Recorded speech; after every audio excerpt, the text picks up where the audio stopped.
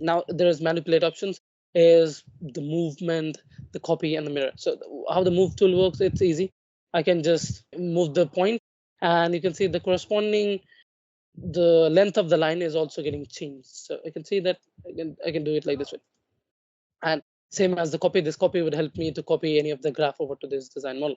And edit node, if I click on the edit node, the edit node is popping up, and then I have to click on the node, and it will open up the node properties dialog. So there are other ways to get the node properties is from the edit node, or I can just double click on the node and it will open up the node properties dialog for me. Same thing I can do for the B-spline curve one. I can just double click on it and it will open up my node property dialog.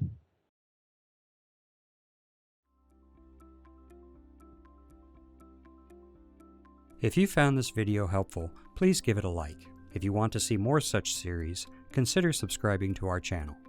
Thank you, and see you next time.